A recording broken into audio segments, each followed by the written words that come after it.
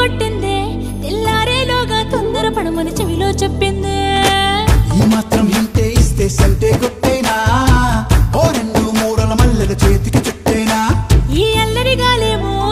అల్లుకు పొమ్మందే మాటలతోటి కాలక్షేపం మానేమంటుందే అబ్బబ్బా కబడ్డీ కబడ్డీ